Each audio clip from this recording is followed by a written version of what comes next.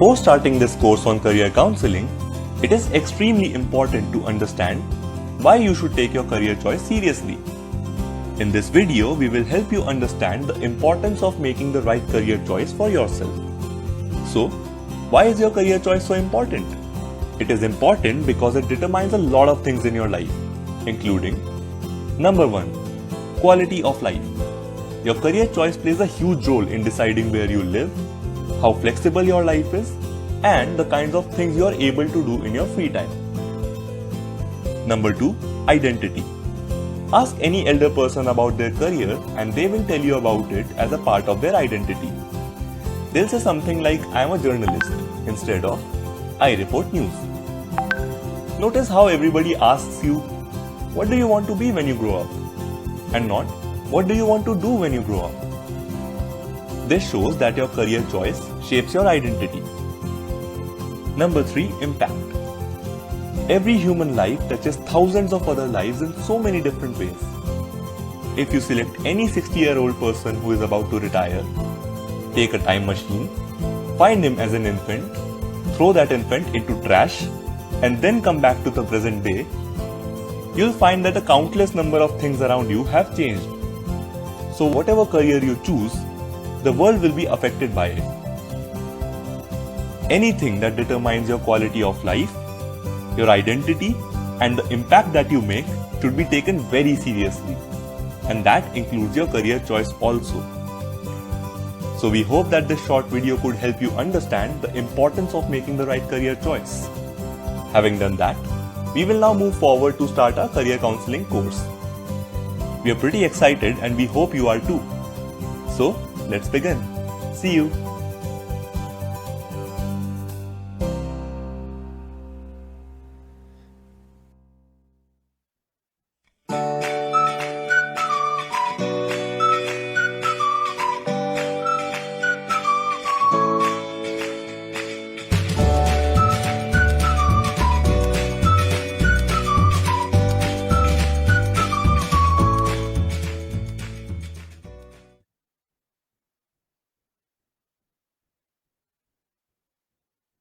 We're live.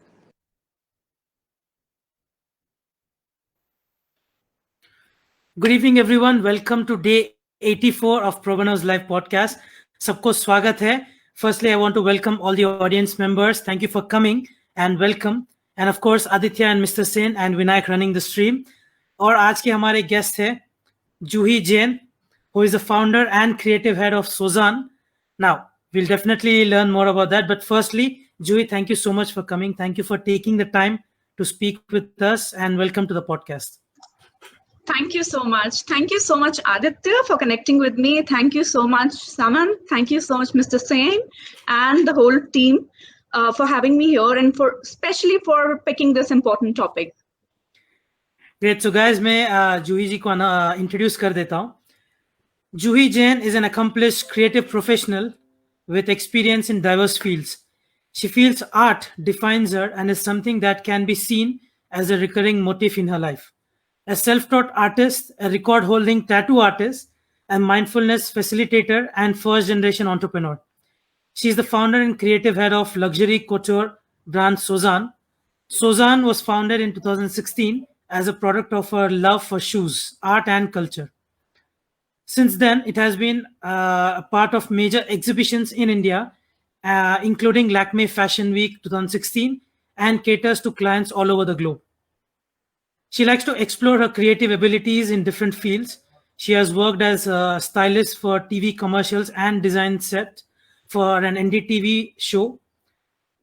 Her solo painting exhibition, Bukowski Chronicles, in the year 2014 at Jawahar Kala Kendra, Jaipur, was a grand success and was attended by Padam Shree Awardees.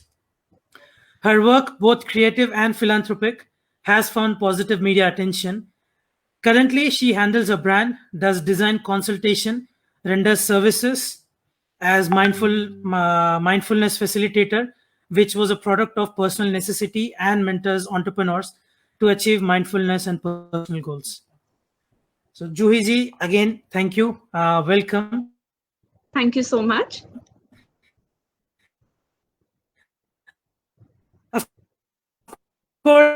course, मैंने जो introduction दिया है उसके अलावा if you need yourself, please. Thank you. Okay, so more or less you've already covered everything that I've done from the beginning, my journey. But I'll start by sharing how it actually started. So I am a graduate in designing, like I did my fashion designing from Delhi, but I did not immediately start my journey in the fashion field. So I may have interned with a couple of designers, but then I lost interest because I realized that there was already so much happening and I did not see कि कुछ वो होता है ना कि whenever you start something new, you try to find what it is trying to fix. Is there anything that's missing in the market? I did not feel that there was anything missing back then. So I started my journey as a tattoo artist. And I think the best thing about a creative person is you put them in any situation, you give them any creative work, they'll find inspiration in one way or another. So while I was also working like this, I may have designed, like clothes for other people. I did set designing once. I have worked as a stylist also, and everything like today, what I'm doing, everything is actually a result and product of whatever I've gone through in the whole journey. Sozān happened much, much later. For years, I was doing these things. And let's say I always was very fond of footwear, like any other girl who loves her footwear. Yes, too much. So, but I never thought that I'll make footwear my, like my passion into a profession or something that I'll be designing. So before Sozān, I had actually started working in the promotional of, you could say, in production of jute products. I was just trying to promote jute in some ways because jute is produced in India and there was like I said, something was missing in that industry. But somewhere I was not very happy because jute is something that, yes, it's very creative, but it was not something that I could also associate to or relate to. So as a creative person, I think we also see कि ये हमें कहाँ satisfy कर रहा है, because for us, the driving force is the creative aspect and the satisfaction that you get from your work. And when I got to know that, there is someone who can help me in production of jutis, I just jumped at the chance. So when Sozān happened, I think I was probably the third or fourth brand in the country to come up with the production of jutis. And what I realized was that though I had been wearing jutis for ages, because Jaipur happens to be my birthplace, but I grew up in Delhi. And every time we would come to Jaipur, Rajasthani jutis, we would pick, the typical brown leather one with some zari and everything. And I used to team it up with my skirts and jeans and everything. But there was only a single category of jutis available from Rajasthan. And if you go to Punjab, there was a different category of jutis available there. And you can't mix everything. All the jutis sometimes are so comfortable. You don't want to wear heels. You don't want to wear any other footwear. They're so comfortable. They look nice. But you couldn't wear all kind of jutis with your dresses, your jeans, your shorts. And that's when I realized that there is some element missing in the market, the gap which can be filled. So that's when I started studying more about how I can introduce the traditional art and also make sense with the modern requirement. And that's how Sozān started. Now, Juhi, before getting into the topic, of course, when we talk about creative expression, जब बोलते हैं कि okay, I'm an artist, let's say, I introduce myself as an artist. First question आता है, अच्छा क्या paint करते हो? That's one. Otherwise, the other question would be, अच्छा आप drawing painting करते हो, उसके साथ में अगर अच्छा मेकअप आर्टिस्ट वैसा कुछ हो क्या? That's it. लेकिन turning your creative expression and expressing that through footwear. Yeah.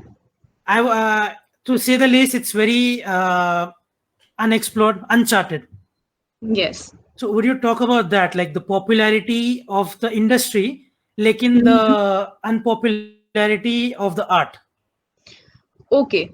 So this is a very interesting question because also I'll tell you the field that I'm in. Although it may be a part of fashion industry, but jutis specifically they belong to a very unorganized sector. So apparels, kapde वगैरह के अंदर सबको मालूम है that there is a pattern that everyone follows. But jutis are done by आज भी कारीगर who are sitting in the villages. There are not many people in the town or cities who are making these. So, like I said, that creative people find inspiration and they, channel their energies in any way. I think वो gap वहाँ पे fill हो गया when I realized that there's so many people who can do such good work, but उनको कोई platform नहीं मिल रहा.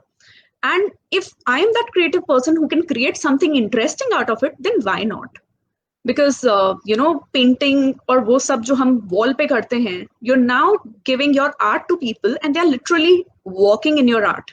They're not just, there's not a painting that's hanging on the wall. They're walking in your art. There is some element of confidence. There is some element of personality that comes to them when they wear a certain product. So now it has become a part of their personality. And that's how you can incorporate art in different stuff also. Great, thank you. So Sozān. Yeah. अगर आप बता सकते हो a small introduction into your organization. Okay. So first of all, I'll tell you what Sozān actually means. So Sozān means either needle or passion in very old Parsi language. And with my work, I think it made sense because A, it's passion, and B, it's done with needles. So I thought it was the perfect name for the brand. Now, Sozān started as a very typical, brand wherein we were coming out with different collections, the summer collection, autumn collection, and we were working with karigars and different weavers and everyone, and we were launching different collections. But now Sozān has grown into a luxury brand wherein we now take custom orders. So let's say if you want something that speaks entirely you and not something that you would want other people also wearing, you don't want to see that. So we are catering to such people now. So Sozān has graduated from affordable luxury to luxury in very little time. Yeah, and I can feel the concept of custom clothing. Aditya has seen my red shirt for the 50th. I haven't seen anyone else wearing that one. So, Juhi ji, I'll get into today's topic. The topic that we are going to talk about is how can traditional arts and crafts create more entrepreneurial opportunities? Right. Now, of course, for the sake of the argument, it has to be within India, needless to say. So if you can give a small context to that topic, and then we can move on into the conversation. Sure. So, see, India, let's not even go anywhere. Let's just start with the basics. When we talk about India, anywhere in the world, we associate it with culture, ethnicity, traditions. That's what we are very proud of also, because we have such a long traditional history and our culture is vast hai, and there are so many different things that you can find. So why not, when this is our strength, then why not make the best use of it? हम किसी भी state में जा रहे हैं तो हमें वहाँ का एक कुछ स्पेशल मिलता है. हम ट्रैवल करते हैं, हम पूछते हैं आपके यहाँ का स्पेशल क्या है, be it a souvenir, be it food, be it anything. So if there is something unique coming from each state, then there is such business opportunities right there in front of your eyes. And traditional art and craft have such major scope of turning into $1 billion and $1 trillion industry. Great. Thank you so much, Juhi. Of course, मेरे बहुत ही सारे question हैं, but out of respect for the other, quota पूरा करना होता है. So with that, I'll hand it over to Mr. Sen. Mr. Sen, over to you. Thank you, Samant. Namaskar. Welcome to the show, everyone. Welcome, Juhi. It's great having you over here. And now I want to start off by making a statement. I want your reaction to this. The woman in me steps out in Sozān. I think I'm going to use it. You're going to pay for it. I know. How would you react to that? Of course. See, that's everything that we are talking about. Excellent. And for a long time, I have noticed that the art and craft of India is in the villages, rural areas, and it's confined within families, and it's handed down, through generations after generations in families. So whether it be sari weaving or cloth weaving, or in Lucknow you have the chicken, and in Jaipur you have your footwear, you have so many other things in Jaipur. Jaipur is a wealth, is a gold mine, actually, if you ask me, as is the whole of India. Yes. And now you're one of those very rare persons who's trying to get that art and culture tradition through your platform to the urban elite, luxury is what you called it, so they can actually revel in the culture and tradition of India. So what do you think of this as a dream going forward? How good has been your journey and what's your ups and downs? Okay. First off, thank you, because you kind of summed everything up such a beautiful way. And about the journey. So, like I said, it's very interesting, because when you start working in an unorganized sector, you learn so much. Also, being the first generation entrepreneur, my journey has been interesting because the learning curve was really long. So the idea, see, like I said, I'm also now catering to a different category altogether by making it a luxurious product. So journey was, when I started, it was there was no one in this field to guide me. It's such a different sector that people who were probably in the fashion industry, apparel industry, they did not know how things worked. So we had to go meet the karigars yourself. Then these are the people who are still new to the idea of selling or making jutis for a different category altogether. So getting them trained, making them understand what client wants, that it's not a product of mass production. Everything has to be nice. The finish has to be nice. Everything that, I think that teaches a lot when you actually start working with the karigars, with the local artisans properly. The ups and downs obviously have been, besides the obvious ups and downs of the economy, the demonetization and the GST and everything that we were thrown at, the ups and downs have been on the front of that we don't find skilled labor anymore in this industry. Because now, like you said, this is passed on generation to generation. So let's say if the father is a very good, like he stitches the shoes really well, the son might not be interested in it because we think that doctor banna, engineer banna is a more reputable thing than actually continuing the family tradition. And I'm all for, giving options to other people. You should have an option to pick your own career. But because this is a skill and it will not get transferred unless you're learning from a skilled person, wo wahan khatam ho jati hai. So that was one of the biggest challenge. That was one of the biggest challenge, to find the right people who would still maintain that, would still see it something very reputable, respectable, and continue in the field. Excellent. And I think this is a very big challenge that we are facing in India. It's bigger than climate change. And I will call it, this is tradition change. And the advent of the digital world has done something which 10,000 years could not do. It has at one stroke hit at the roots of a tradition and it's killing it off.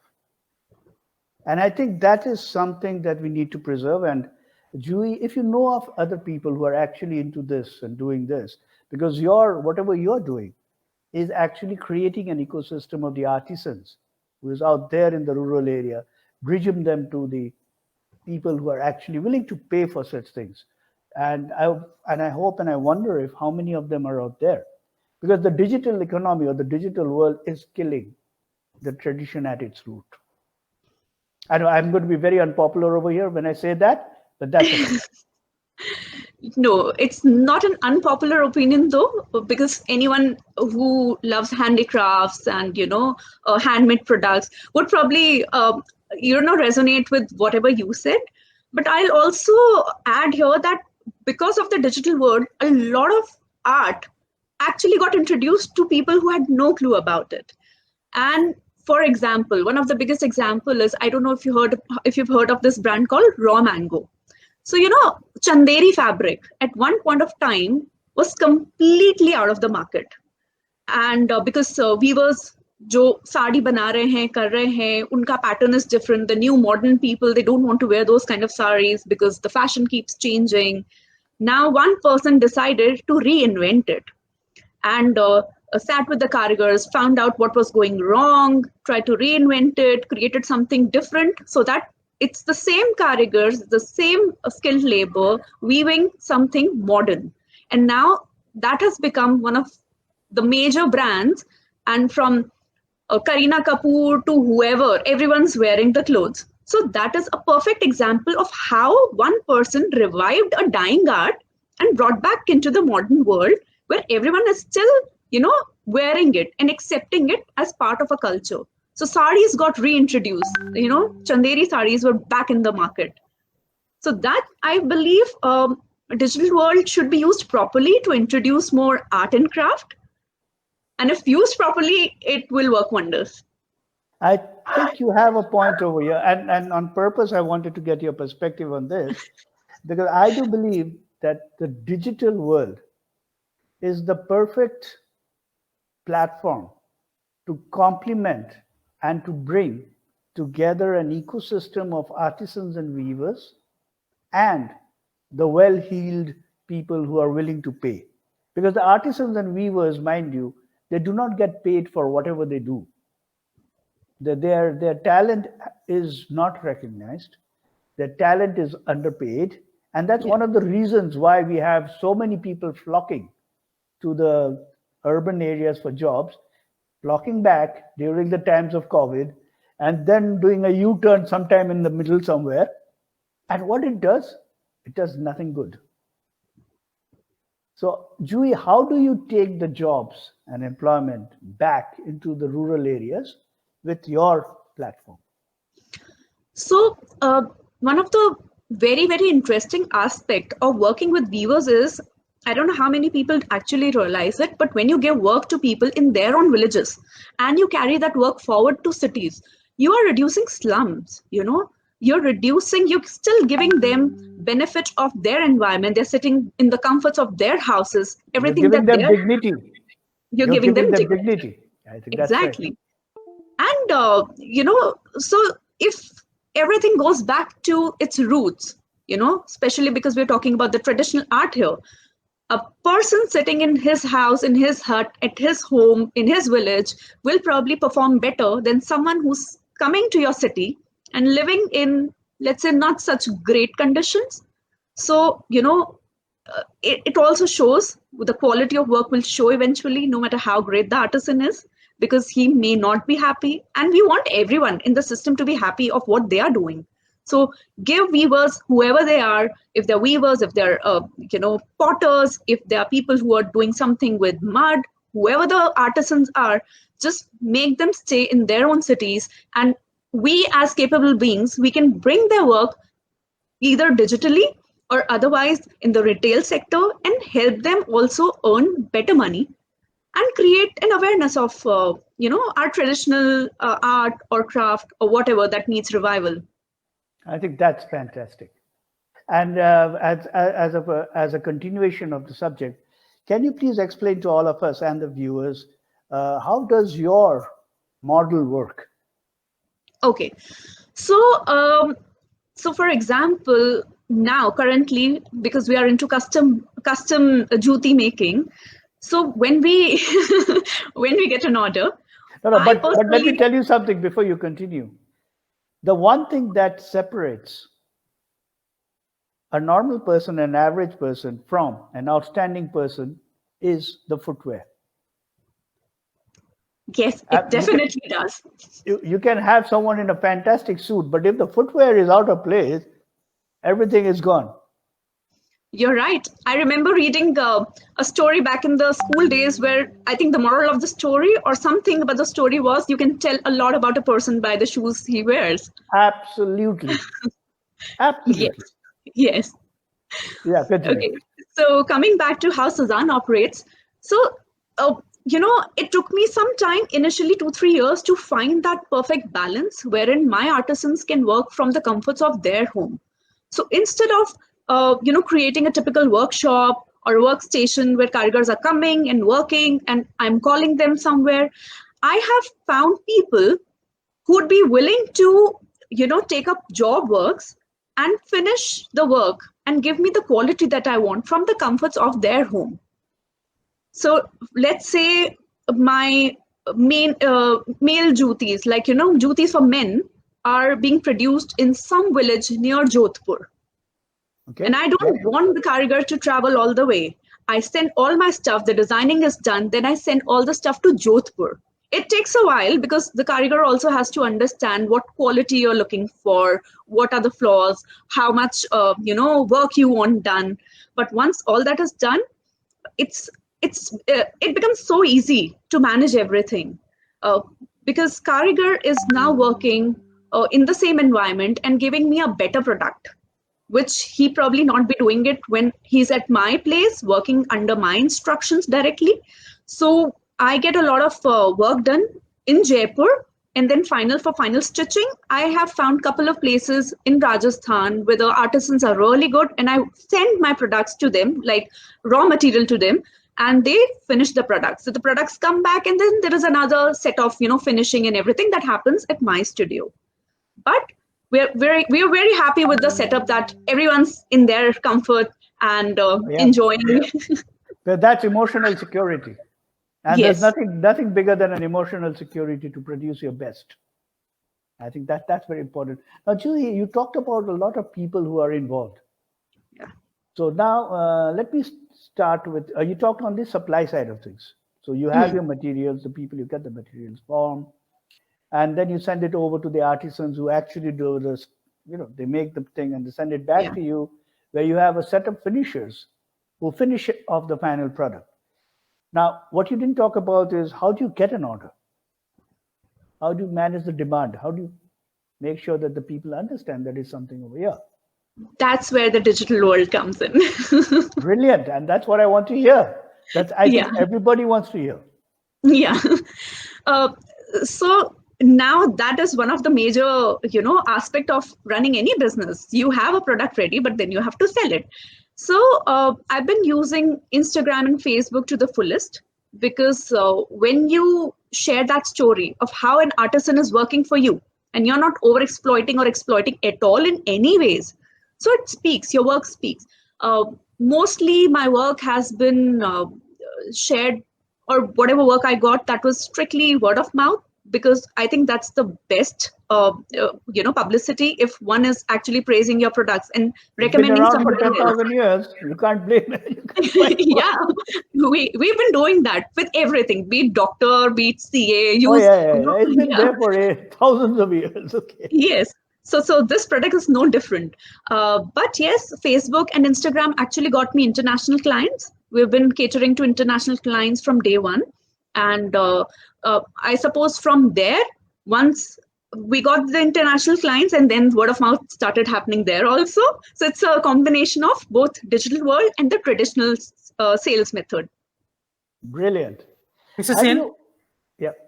I just want to interject, not to break you off, but I did want to mention something beautiful that happened today morning. In fact, because Juhi talked about how beautiful and worthwhile social media or the internet can be, the digital world. And every time you see the news, it's all about, okay, some person does something bad because of the influence of social media. We always highlight the bad, but then you don't see the good, which has happened, fortunately for ProBano, that happened today morning. Is we had a graduation day for the entrepreneurship program, and within 2 months we have had around 10, Aditya, around 8 to 10 students who have started their business through the influence of social media and the internet. Oh, And they've wow. already started generating revenue. Now, this is the positive side of social media, where you don't see, something happens, something sad. Of course, there are prayers and thoughts to the family, but then you see the good side, that is, it is actually helping people generate revenue for their family, and even helping them escape from the brink of eventuality, basically. And you also see that, and to be part of that in today's program in the morning, and that was a beautiful thing. Just wanted to add that in there. It sounds wonderful. I think, that's great. I'll come back to that, Samant, a bit later. But Juhi, I wanted to ask you something. Now that you have created an ecosystem, and now that COVID is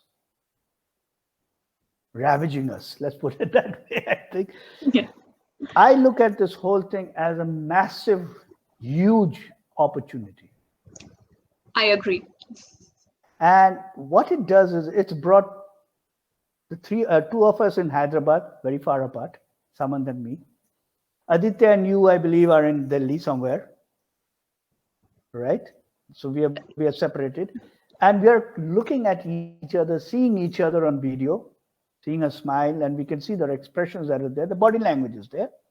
Have you considered doing a platform where you use the digital technology, like a video or whatever, a virtual thing, where actually the artisan in a remote village outside of Jodhpur, almost in a desert, talking to a Bombay movie star and understanding what exactly is the emotion, the personality of that lady, and making something that will make her proud?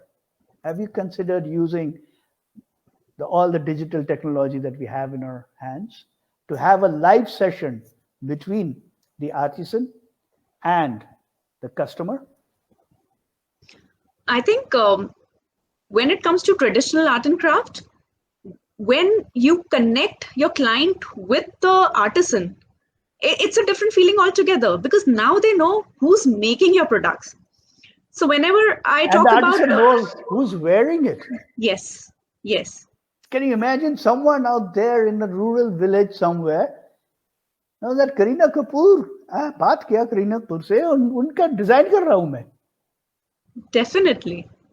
It's a very different feeling for the artisans also. I remember my own karigars were very happy because one time the jutis that this karigar had stitched for me, so the handwork that was done, it got published in some local newspaper, and he picked it up one day and he was like, oh, I have designed this, I made this.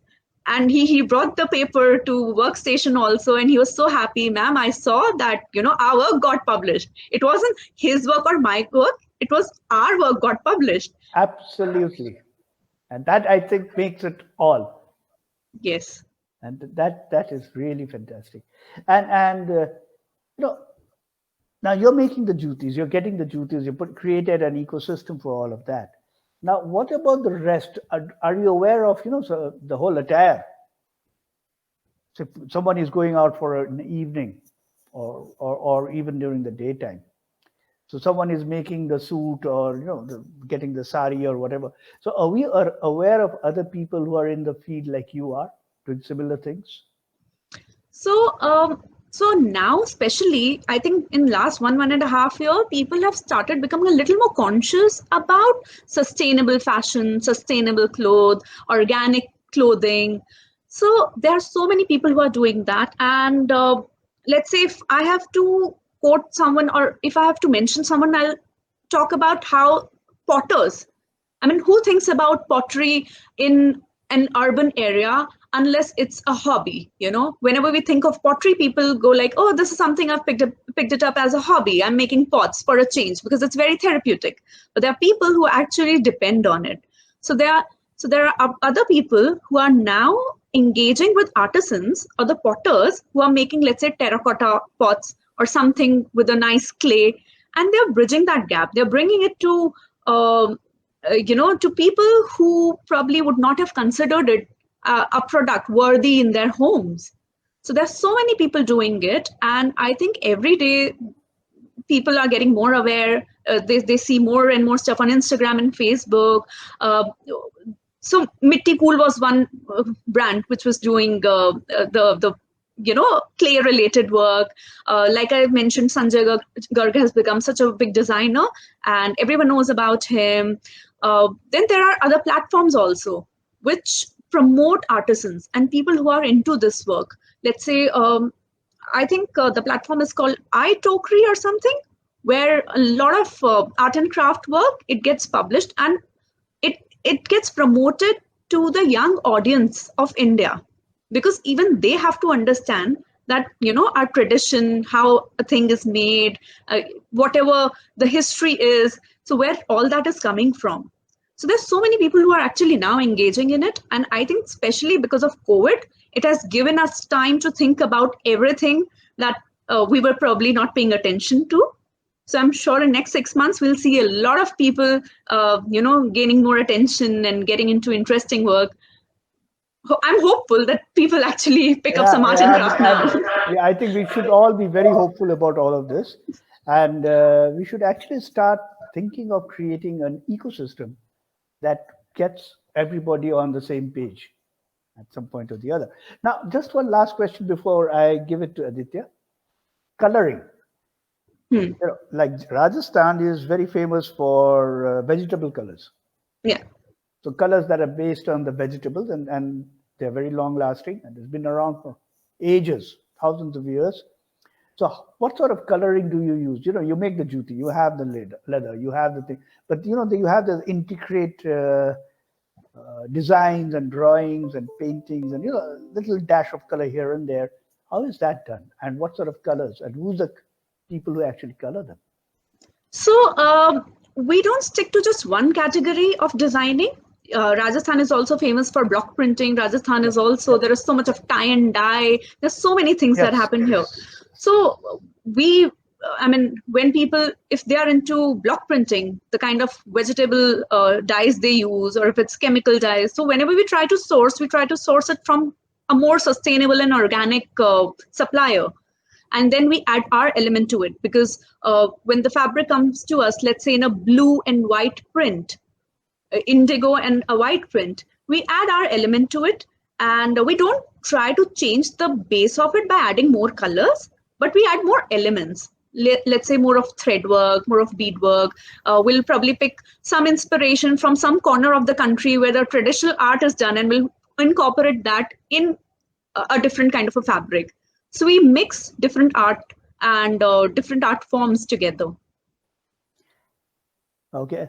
Aditya, I'll take one more question. What has been, in your own opinion, your own greatest design?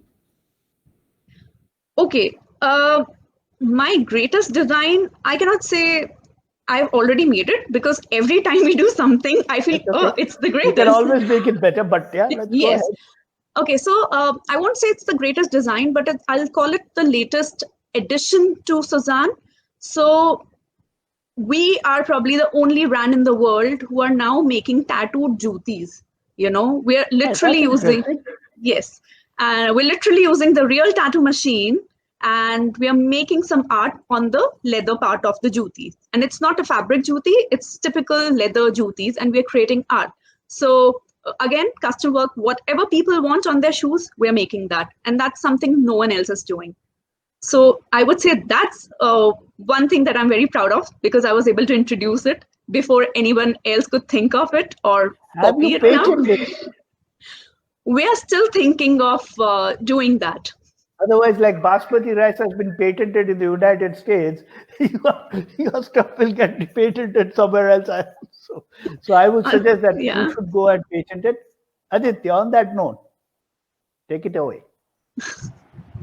Thank you so much, Mr. Sain. And I think it's an amazing conversation that you and Juhi have been having over the topic for today, which is, you know, how we can use our local art, our local tradition to generate entrepreneurial opportunities.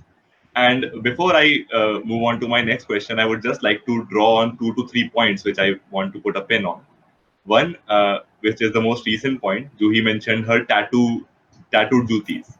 So Sozān's tattooed jutis are a very good example of multidisciplinary professionals. So let's say, while Samant was kind of, introducing Juhi, I heard that she's a tattoo artist also, and now she's into jutis. So the mix of interdisciplinary arts or skills creates a very good product, a very good professional. That's one thing, which I'm learning from today's podcast. Second thing is the meaning of Sozān. So Sozān means, as Juhi said, passion. So I think the energy that she radiates, the positivity that she spreads is very good example of why people should explore and discover their Sozān, which is passion. And thirdly, I think the best part about this is that, the current crop of people might think that, once things have started getting automated, the traditional arts might get lost somewhere. But the great discussion that you are having also shows us why having exposure to digital world, if people, especially in using our local traditional art, people who are producing great stuff, if they use it very well, then I think it's a great advantage and it's a great power in their hands. So these are some great learnings I have drawn from today's podcast. I'm pretty sure the audience has also drawn some. So guys, please mention in the comment section what you have learned till now and what you're looking forward to. We'll definitely get to that. Now, Juhi, I want to get into your career a bit. What did you do after 12th? Because Saman said you're a self-taught artist, which means that probably you're not done a degree in design. So what degree did you do?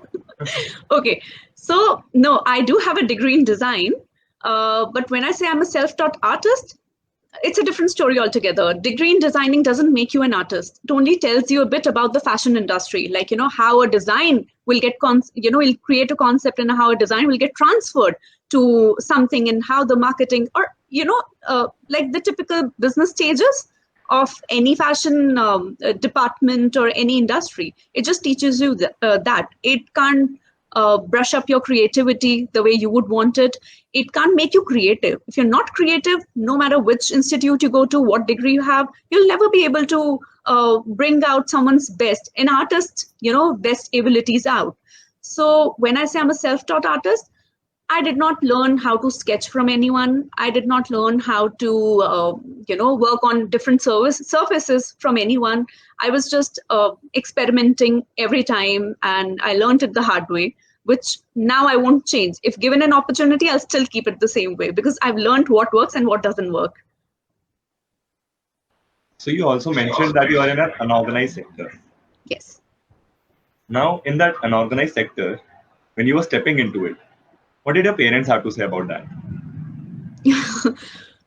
See, I think when I started my journey as a tattoo artist, before getting into an unorganized sector, I think it made more sense to them that I was getting into a business side of my profession instead of, continuing as a tattoo artist, because a lot of people don't understand how important a tattoo could be for a person. Because again, like I say, it's an art that you walk around with on your skin. You're not going to grave with your partners or your family. You're going, you're actually going to grave with your tattoo.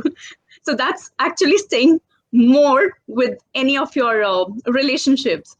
So I think after that extreme step, everything seemed like a normal choice to them. Yeah, I think that's a very good surprise to give them. So there's this joke I heard कि एक बार आप घर पे जाके बता दो कि पापा मैं फेल कर गया. हाँ, फेल कर गया? नहीं मैं 42 आया. So then 42 also seems like चलो good. कौन सा फेल तो नहीं किया. So even though it's not very analogous to this situation, but in the sense कि हाँ एक बार tattoo artist बोल दो, that's sometimes too modern because 20-30 साल पहले careers India में I don't think they existed. So Yeah. It's a shock for people. But someone, sorry, Aditya, I just want to say something. Tattoo is something relatively new, and it's on the skin. But in India and the India, Middle East, this area, this region, Iran and all that region, mehendi work on your hands and on your feet has been there for I don't know how many thousands of years. And that's really beautiful if you see it. So what is the difference and what is the similarity between the two? I think that's a question. Sorry, Aditya. No, so I'm sorry, you're asking what's the similarity? And the difference between the tattoo world and the mehendi world, which we are very familiar with. So there's similarities and there are differences. There are major differences in tattoos and mehendi also, because I'll say tattoo may have, this industry may have gained popularity recently, especially because in our country, everything is run by celebrities. So let's say if a celebrity has started wearing jutis, everyone will pick jutis. If celebrity has started wearing saris, everyone will now pick saris. But ideally, tattoos have been existing for eons now. Like the last, a fresh mummy which got discovered, even that mummy had tattoos on it. So it's not new. If you actually look at the tribal, whichever all of them different, have it. even if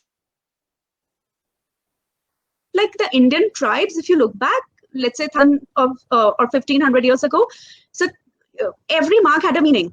Let's say if you were a successful hunter, you would have certain number of lines on you or certain number of dots on you. So everything was meaningful back then. It's more become cosmetic now, but tattoos have been existing for centuries. So tattoos is a very tribal thing, and it survived, I think, 5,000 years. If you're talking about a mummy, brilliant. Aditya, back to you. It's always like Mr. Sen and I, only we take from Aditya's segment. He never intrudes into ours. No, that's because Aditya is the most generous among all three of us.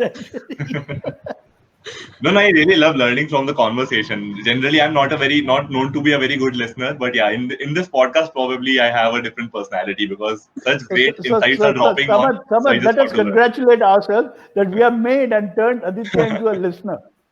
How about that? Go ahead. But Juhi, also I wanted to know your opinion on the current focus on vocal for local or Atmanirbhar Bharat. Do you think it is going to change the spectrum of this unorganized sector or the local and the traditional arts that we have? Definitely 100%. And also because it's important, like the session that we're doing today, I hope and I'm pretty sure that at least some people will start thinking along these lines now. See, everyone, let's be honest. There's so many people who have lost jobs. There's so many people who are on brink of complete, losing their businesses. And this is a great opportunity. There's so many people who are living below poverty line, but they could be very skilled.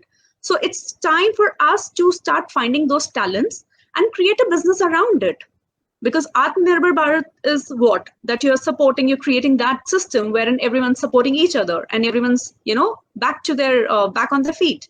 So I think COVID has given us an opportunity to find more business opportunities within, in our areas, in our culture, given us more opportunity to search for more art and traditional forms. Amazing. So I want to give you a situation, and the situation is based on today morning's incident, what Saman talked about. So we have run this entrepreneurship basic program with about 250 ITI students who are from industrial training institutes. I think we talked about it on phone as well. And these are students, I genuinely feel that, we should definitely bring you on board and pester you until you come on board as a mentor for those students. So the students have some amazing ideas and they are starting from the ground up. So they have ideas like, somebody has opened up a boutique. Again, there's a lot of scope for art and craft there, showing your creativity. Somebody has started fabric painting. Somebody has started her own toy store and a handicraft store. I think some of these students are watching also. So अगर दोस्तों देख रहे हो तो एक बार comment section में अपना comment छोड़ दो so that I know that you're watching. What is your advice that you would want to give to these students who are building from the ground up and who have small businesses right now, but then they could really change the game in the coming days? Okay, so anyone who's trying to find their passion in these kind of areas, let's say unconventional, I would still call them, because it's still unconventional for a lot of people. It's very important to do a thorough research. People who are just, let's say, someone's painting on the fabric, someone's doing something else, someone has a toy store. It's easy to start doing it, but then it's very difficult to take it to the finish point. The sales point, from the production to sales, it's very difficult. So if anyone's getting into it or plans to get into it, they first have to understand what they're catering to, what products they are making, and what's their clientele. Because that will define how many people that you'll be employing, that will define what kind of skilled labor you would be requiring, which area they'll be coming from. It will make your life easier once you have that sorted.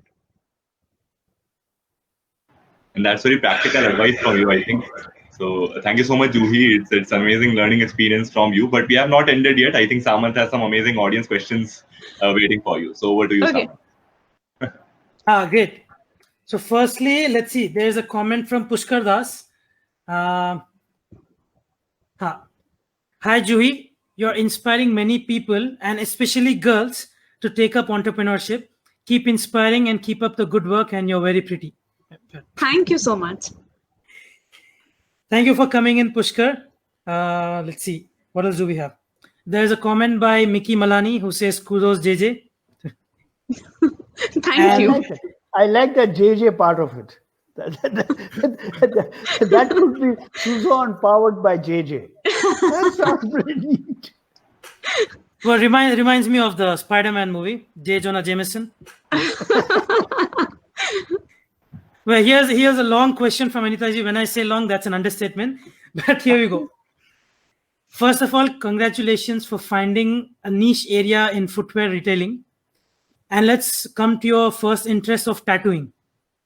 As millennials today are more biased towards Western culture, and tattoo work these days is showing on their skins in suburban and rural areas as well, I think craze for tattoo will increase in India in future. So, anyone who is good in fine arts, can they pursue career in tattooing? Any good institute, passion and skill set required for this? Yes, it's I mean, your half work is done if you can sketch well. But if you have to pursue this as a career, I would say you first go to an experienced tattoo artist and speak to them, because everything that you'll learn, because you'll be working on someone's skin. So you have to understand the risks involved, what is to be done, what's not to be done. It's not that easy to get into this business just like that. There's so much learning to be done. It's like a half doctor, and you don't just become a doctor by reading books. You have to practice. You have to work with some senior doctor. So that same applies to tattoos also. Great. Let's see. Another question by Anitaji. Juhi, I'm impressed by your work because I love to help the people in need. And who is your inspiration? Okay. I don't know if this sounds or makes any sense, but I've not really found an inspiration yet. Not one person, but I do get inspired by different stories, especially people who are now successful. And when I get to know that they've had like 100 failures, that kind of keeps me going, because I know that, there are people who are successful after trying so many times. That means I must be doing something right. I have done something good that I'm actually able to take it forward. So those things are inspiring. I don't have one particular person that I look up to. That's a brilliant answer. I love that answer. And Samant is laughing because I think 20, 25, 30 episodes back, we had a talk on who's our role models. And I said, you guys, you young people are my role model. And he said, no, it can't be. And what you answered today is perfect. Thank you. Well, in Mr. Sen's defense, he's only 5.5 years old. So. Yeah. I want to go back to one comment that I picked up during your conversation with Mr. Sen. Was you can tell a lot about a person from their footwear. Yep. Now, 95% of the time I wear Crocs, and not just any Crocs. I wear the whole flashy yellow orange thing. Okay. So now where he bites. And I'll tell you, there is one stereotype about the people who wear Crocs, that these people are sad. So but you can look at me and you can decide for yourself. So what do you want? What's your question? I'm getting to the question. That was just a comment. Well, the one thing in the last question that you did talk about from Anitaji's question, that is, you were inspired by stories. Maybe not necessarily by individuals themselves, but the stories behind them. Yeah. And one thing we always talked about on our podcast over the last 85 days was how important storytelling is in this day and age, not only as a skill set, but if you're talking about a business, a story creates a connect. Yeah. A product works for the money and a story works for the connect. You have a good story and you don't have a good product, you may do it well in the first 1 year, probably within your circle. Right. You have a good product and you have a bad story. Let's say we have like the big brands, Adidas, Nike, and I don't need to get into that, the background of everything. But when you have a good story and you have a good product, and then Juhi, your product specifically is rooted in history, in our culture. So that pretty much checks off everything. and you're helping the artisans who do not get recognition, and you're providing, serving the clientele from all across the globe. So how would you say, what is that story of Sozān? What is Sozān's story to make an emotional connect? Like you said, we've already, ticked all the boxes. For one person, I am the kind of person who admires traditional stuff. And which is why it was important for me to also keep some part of my product very basic. Let's say, before going to the story, I'll just mention the kind of products that we are making. So let's say if I'm making a design on a leather juti, so everything is handmade, everything is hand done. Even a lot of people use embroidery machines, the machines to do some embroidery or some, thread work. We keep it absolutely basic. So from the stitching to embroidery to final shoemaking, everything is hand done. And the story behind Sozān here is that, anything that you put anything that's handmade is actually, you're putting your soul, heart, soul, sweat, blood, everything into it. So it's something that's very special. And it's not something that you find in the stores where you're talking about some of those brands where you just, it's mass produced and you'll probably find other 10 people wearing it. The story is that something was exclusively created for you by people with their own hands, and their heart and soul has gone into it. I think when you create a product, handmade products and a custom product specifically, not only the user, but even the creator, you feel as if, okay, I created this. Not so if let's say I work at ProBano. Of course, it's a different service sector, of course. But then if I create something, there should be an ownership. Okay, I'm creating this and I'm serving the kids that we are teaching, or I'm making a juti that I am making. There's not an Samant, an employee of ProBano. It's not XYZ person, an employee of Sozān. It is I, Samant, making this product that is going to serve the person, that is going to bring happiness to the person. And I think that's a beautiful thing. And if a product can create memories, I think that's just like icing on the cake.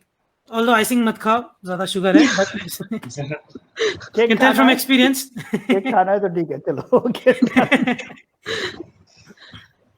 But Juhi, I have one question regarding the tangibility of your career, because I'm pretty sure that many students or many people who will watch it later will be very inspired from you and will want to know that if they want to enter into your field, using traditional art or kind of, exploring it as a career option. So in that case, what degree or what certification would you suggest to them? Let's say if a student is in class 12, or let's say if I'm in a college or an ITI, what do you suggest is the way forward for me? So, since, like I said, that this is still an unorganized sector, anyone who wants a career in it will first have to identify which a part or which role they would want to play. So if you just want to play the role of a marketer or a salesperson who's just, grabbing everything from the artisan and providing it to people in the cities or different countries, go for the course which helps you brush up that particular skill, because you're not getting into the creative side of it. If you want to get involved in the creative aspect, then go for design course. If you want to just focus on the sales, then go for a bachelor's degree in business administration or something like that. So you have to first identify how you want to serve that particular category. Thank you so much, Juhi. Guys in the audience, I'm pretty sure that you learned something from it. So please take a note, and over to Samant. Juhi, two final questions, and okay. Mera usually, as opposed to these, it's not an abstract question, very simple. But people, if someone wants to connect with you, be it for either buying a product, your products, or also working with you, connecting with, or even learning from you, because there are a lot of artists that want to, they don't know how to express themselves. They have art andar hai, chupa hua hai, lekin bhai kahan pe lagaye? Paper hai, lekin paper is not for me. So how do they get in touch with you? They can always connect with me through my website. Like the email address is there, the phone number is there. If they want any guidance or anything, they are most welcome to connect with me via my website, which is called SozānJaipur.com. Great. So guys, you can visit SozānJaipur.com, or if you want to get in touch with Juhi directly, do send us a private message and we'll try to get in touch with you. Of course, contact details publicly यहाँ पे तो नहीं बता सकते, goes without saying. So do get in touch with us if you want to connect with Juhi. Now, one last question, again, the usual. What is your message for the aspiring artist? Now, I'm not going to limit it, but an aspiring artist, what is your message for them? Okay, for aspiring artists, don't follow anyone in particular, because you lose your originality and your creativity when you start following someone. This is one thing that I've learned as I've grown. Without following someone, I've seen people around me, how their work gets inspired by the person they start following. They lose their originality. So don't, check everyone's work, find inspiration everywhere, but don't just, strictly follow one person. Again, I love that answer. Great. Thank you. Juhi, thank you so much. Firstly, the audience members, thank you so much for coming. Thank you for your questions, comments, and insights. Aditya and Mr. Sen, thank you for coming. And of course, Vinayak, thank you for running the stream. And most importantly, Juhi, thank you so much for taking the time to speak with us. Thank you. Thank It you was so a wonderful much for having me discussion. here. Great. I want to end on a quote by Juhi herself. Of course, आपने अभी सुना होगा 30 seconds पहले. But I'm going to repeat it for the मेरा खुशी है. आपका किताब के लिए. Yes. So as Juhi says, as an artist, don't follow one person, because you lose your creativity then. You lose your individuality. Okay, I didn't write it down. I have to phrase it in such a way. Yeah, individuality and originality. Yes, as an artist, don't follow any one person. You lose your individuality and personality. Originality, sorry. Yes, I am a professional host, as you can see. But Juhi, thank you so much. Thank you for coming. So guys, like and follow our... No, I forgot the order.